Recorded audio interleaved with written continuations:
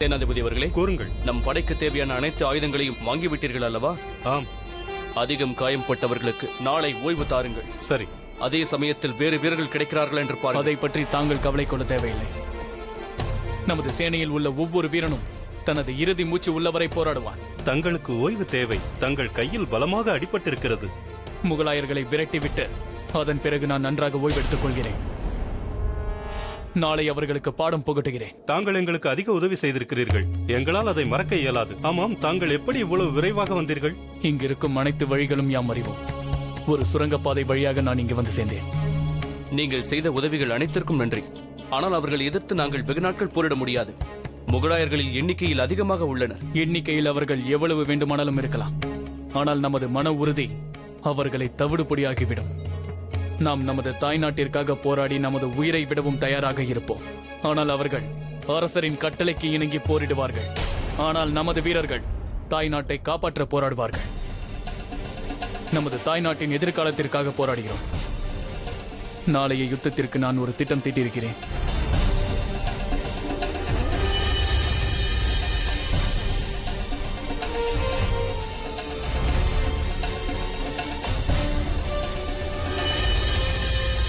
என்ன, ராஜா சூரியவன் சிங் நம் வீரர்களோடு சேர்ந்து போரிடுகிறாரா? ஆம் மகாராணி, அவரும் நம் சேனையுடன் சேர்ந்து முகலாயர்களை எதிர்த்து போரிட்டுக் கொண்டிருக்கிறார்.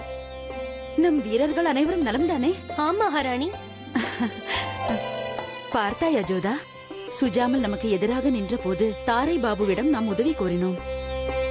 அவரிடம் நான் என்ன கூறினேன் என்றால், ஒரு மகனை நான் இழந்து விட்டேன், இன்னொருவனை தேட வேண்டும் என்றேன். எங்களுக்கு என்ன தெரியும், வீரகுணங்கள் அனைத்தும் மிகுந்த ஒரு மகள் எங்களுக்கு பிறப்பாள் என்று. இன்னொரு நல்ல விஷயம் உங்களுக்கு தெரியுமா? முகலாயர்களை நாம் எந்த அளவுக்கு வெறுக்கின்றோமோ அவர்களும் அதே அளவுக்கு வெறுக்கிறார்கள். பிருத்திவிராஜ் சௌஹான் அவர்களும் நமக்கு ஆதரவாக வந்து கொண்டிருக்கிறார். பாருங்கள், வெற்றி நமக்கே உரியதாகும். இறைவனின் அருளால் உன் வார்த்தைகள் பலிக்கட்டும். இந்த யுத்தம் மட்டும் முடிந்து விட்டால் பிறகு உங்கள் இருவரின் திருமணத்தையும் முடித்து விடலாம்.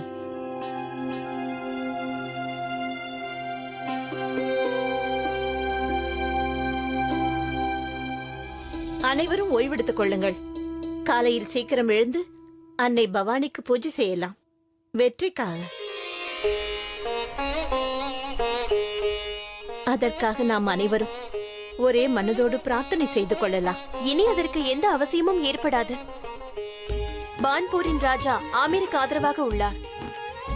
முகலாயர்களுக்கு எதிராக நாம் வெற்றி பெறப் போவது உறுதி.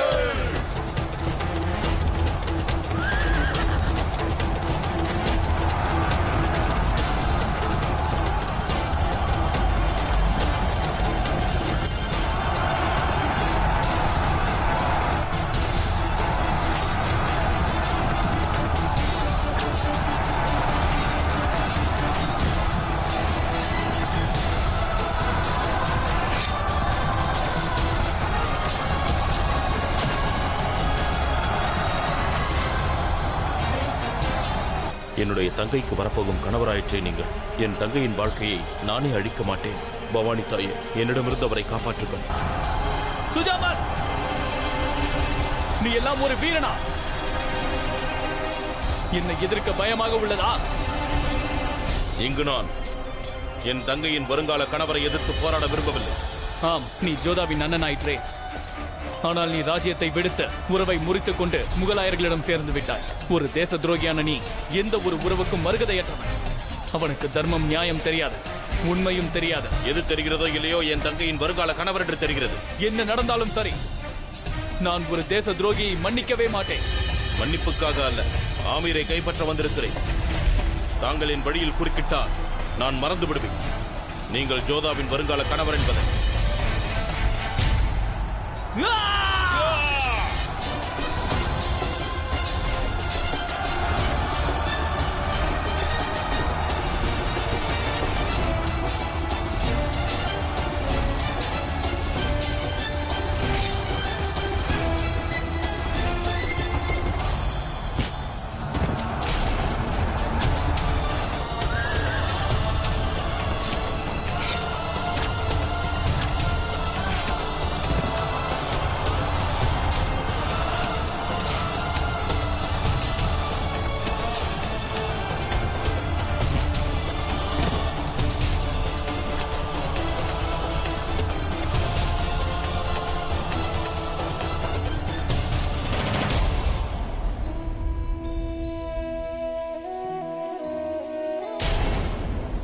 இது மல்லி ஆயிற்றே, உனக்கு தெரியுமல்லவா?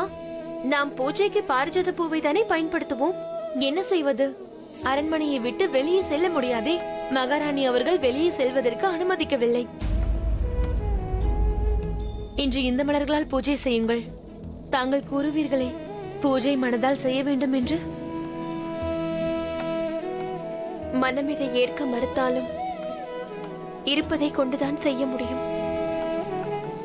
ஆனால் இன்றைய பூஜையோ எனக்கு வித்தியாசமாக இருக்கிறது. ஏன் தயங்குகிறாய்? மாவீரன் ஒருவன் உயிரை பெரியதாக எண்ண மாட்டான். என்ன வீரன் நீ? எதிரியை கொள்வதற்கு ஏன் யோசித்துக் கொண்டிருக்கிறாய்? உன் திருமணத்தில் நிச்சயம் நான் இருப்பேன். அனைவரையும் விட நான் தான் சந்தோஷமாக இருக்கிறேன்.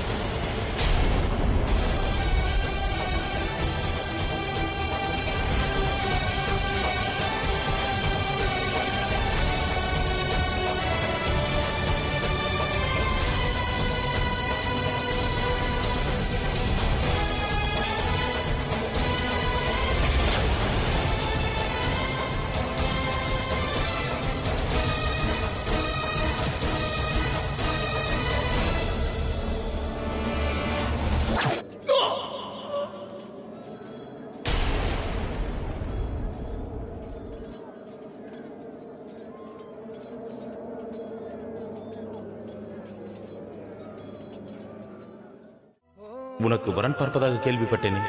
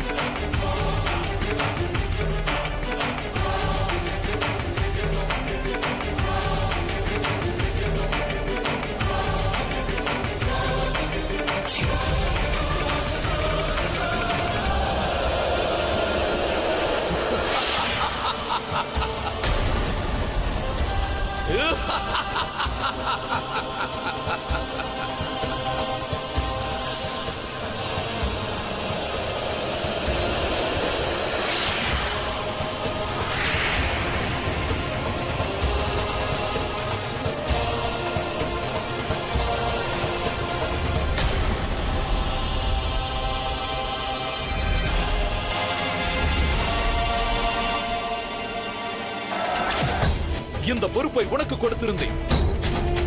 இவனை நீதான் கொஞ்சிருக்க வேண்டும். நீ பின்வாங்கியதால் இதை நானே செய்ய வேண்டியதாயிற்று.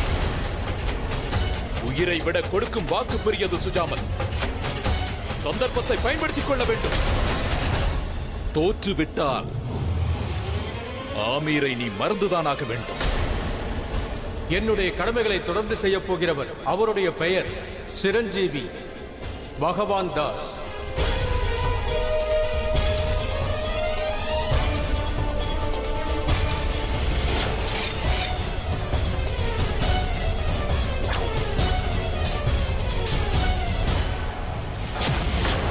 ராஜா சூரியபான் இறந்து விட்டார். ராஜா சூரியபான் இறந்து விட்டார்.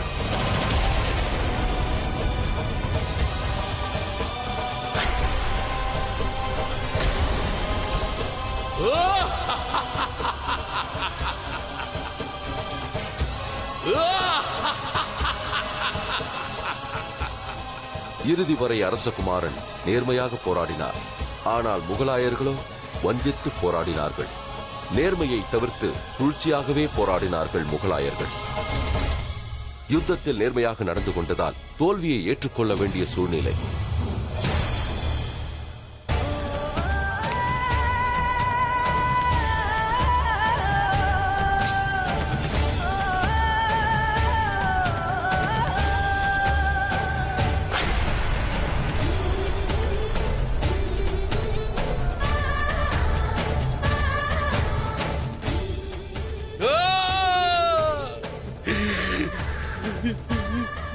அனைவரையும் கைது செய்யுங்கள். என்னை மன்னித்து விடு ஜோதா. உன்னுடைய உயிரையே நான் எடுத்து விட்டேன். என் உரிமைக்காக நான் உனக்கு கொடுத்த வாக்கை மறந்து விட்டேன். எப்படி உன் முகத்தில் விழிப்பேன்? நான் உன் கண்களை எவ்வாறு பார்ப்பேன்? என்னை மன்னித்து விடு ஜோதா, மன்னித்து விடு. எழுந்திருங்கள், எழுந்திருங்கள், மன்னித்து விடு. வாருங்கள். எழுந்திருங்கள். மன்னித்து விடு ஜோதா, என்னை மன்னித்து விடு.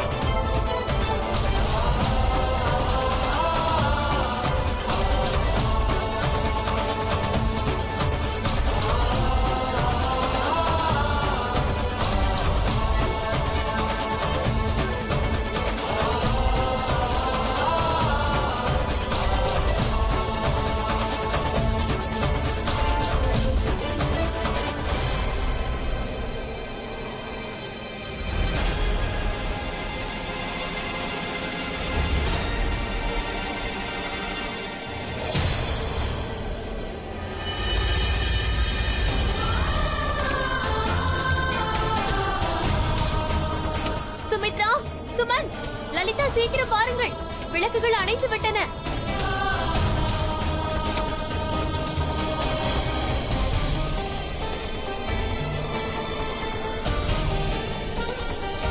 நான் இந்த அறையில் இருள் சூழ விட மாட்டேன்.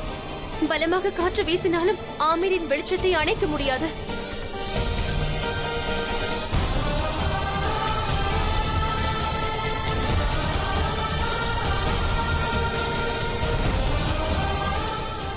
பார்த்தீர்களா, காற்று எவ்வளவு பலமாக வீசுகிறது என்று? எனக்கு பயமாக உள்ளது. இது ஒன்றும் அபசகுணம் இல்லையே. எதை அபசகனம் என்கிறாய்? இந்த இடிமின்னலையா? புயல் வீசுவது, தீபம் அணைவது இதெல்லாம் சகஜம்தான். இதற்கு முன்னரும் இவ்வாறு நடந்துள்ளது. ஆனால் ஆமீரில் உள்ள நம் மாளிகையின் மீது இருள் சூழ்ந்ததே இல்லை.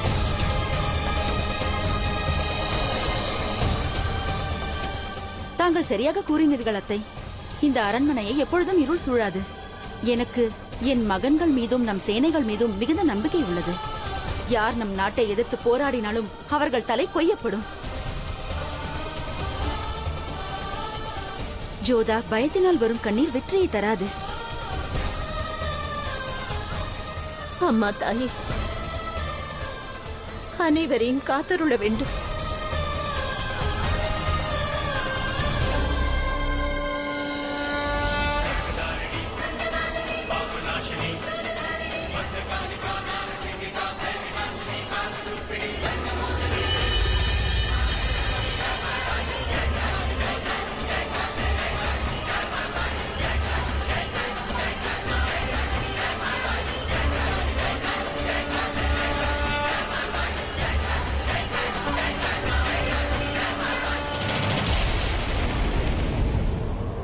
மிகுந்த சந்தோஷம். ஷரீஃபுதீன் ஆமீரை எதிர்த்து போர் தொடுத்து விட்டான். எதை நான் செய்ய எண்ணினேனோ அதை அவன் செய்து முடித்து விட்டான். ஆமீரின் மீது படையெடுத்திருப்பதால் தங்களுக்கு என்ன சந்தோஷம்? ஆமீரை பற்றி சொல்ல வேண்டுமென்றால் அது ஒரு சிறிய நகரம். தங்களின் பார்வை ஹிந்துஸ்தான் மீது இருக்க வேண்டும். ஹிந்துஸ்தானை நான் ராஜ்யம் செய்வதில் எந்த ஐயமும் இல்லை. ஆனால் ஆமீரில் ஒரு ரகசியம் ஒளிந்துள்ளது. அதை என் சொந்தமாக்கிக் கொள்வது மிக முக்கியமானது. மன்னிக்க வேண்டும் ஜலால், எனக்கொன்றும் விளங்கவில்லை. ஆமீரில் அப்படி என்ன இருக்கிறது? அது ஆக்ராவில் இல்லை. ஏன் இந்த முழு ஹிந்துஸ்தானிலும் அது இல்லவே இல்லை.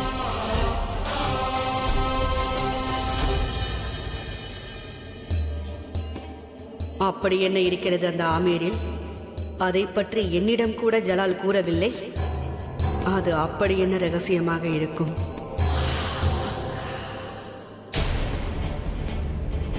தாங்கள் என்ன அரசர்கள்? நாம் யாரிடம் போரில் தோற்கிறோமோ அவர்களிடம் தலைவணங்கி நிற்க வேண்டும் என்பது கூட தங்களுக்கு தெரியாதா? கூறுங்கள். உங்களுடைய இந்த புதிய அரசரின் முன்னால் தலைவணங்குங்கள். அதற்கு வேற ஆளை பார். எங்கள் வம்சத்தில் பிறந்தவர்கள் எதிரியின் தலையை கொய்வார்களே தவிர என்றும் தலை வணங்க மாட்டார்கள். அப்படி என்றால் நான் கொய்த அந்த தலையை இப்பொழுதே அவர்களுக்கு அனுப்பி வைக்க வேண்டும். அனுப்பி வையுங்கள். அதைக் கண்டு அவர்கள் கர்வப்படுவார்கள். என் மகனின் தலை கொய்யப்பட்டிருந்தாலும் பரவாயில்லை, அவன் கண்களில் கோப வெறி இருக்கிறது என்று. ஓ,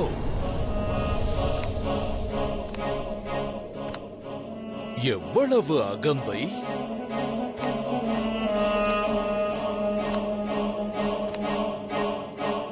அப்படியானால் இப்பொழுது எனக்கு இந்த கொய்யப்பட்ட தலை தேவையில்லை. உங்களின் அகங்காரம் தான் எனக்கு தேவை.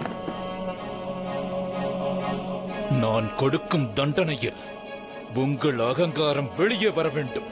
நீங்கள் அனைவரும் என் காலில் விழுந்து வணங்க வேண்டும். அந்த நாள் என்றும் வராது ஷரீஃபுதீன். இப்பொழுது வந்துவிட்டது. அந்த நாளும் வந்துவிட்டது. ஆமீரும் என் கட்டுப்பாட்டிற்குள் வந்துவிட்டது. பகல் கனவு காணாதே. எங்கள் வீரர்களின் உடலில் ஓடும் கடைசி சொட்டு ரத்தம் சிந்தும் வரை நீ ஆமீரை கைப்பற்ற முடியாது. வாயை மூடு. மாமன்னரே, ஆமீரைத்தான் தாங்கள் கைப்பற்றி விட்டீர்களே, பிறகு எதற்காக இவர்களிடம் வீண் பேச்சு? தாங்கள் ராஜா பார்மலிடமே பேசுங்கள். இங்கு நிற்பவர்களின் அகங்காரத்தை அடக்க வேண்டும். ராஜா பார்மலுக்கு ஒரு செய்தி அனுப்புங்கள். அத்துடன் இந்த நினைத்து பார்க்க முடியாத பரிசையும் சேர்த்து அனுப்பி வையுங்கள்.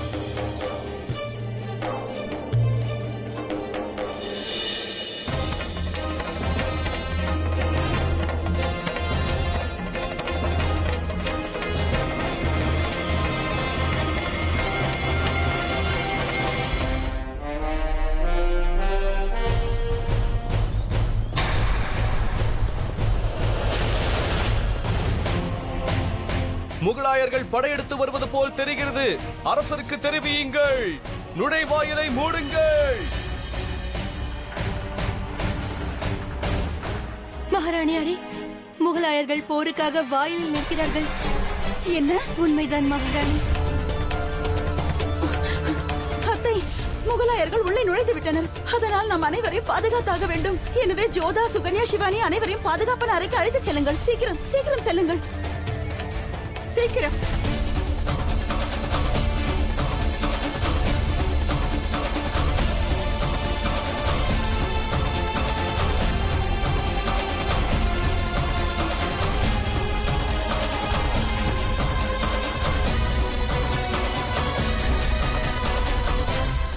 சுபேதார் ஷரீஃபுதீனின் கட்டளையை நிறைவேற்றி விட்டோம். திரும்பிச் செல்லலாம்.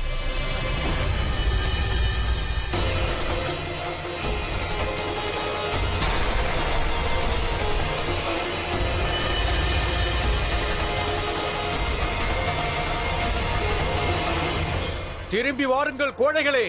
எங்கள் கடைசி மூச்சு உள்ளவரை நாங்கள் போராடுவோம். புறமுதுகை காட்டிக்கொண்டு எங்கு செல்கிறீர்கள்? நில்லுங்கள்.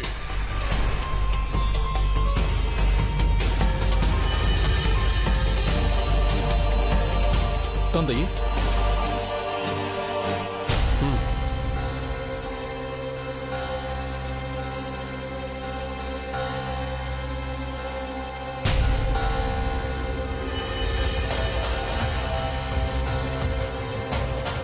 ஷெர்ஃபுதீனிடமிருந்து ஓலை வந்திருக்கிறது. படி.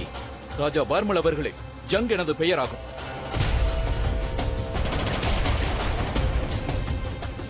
ஆமீரின் நிலைமை என்னவென்று உடனடியாக நான் தங்களிடம் பேசியாக வேண்டும். இந்த ஓலை கிடைத்தவுடன் என்னை சந்திக்கவும். 8 நாளிகைக்குள் என்னை சந்திக்காவிட்டால் உங்களின் அந்த 3 வீரர்களையும் மேலும் படி. அந்த 3 வீரர்களின் உயிரிழப்புக்கு தாங்கள் தான் காரணமாவீர்கள்.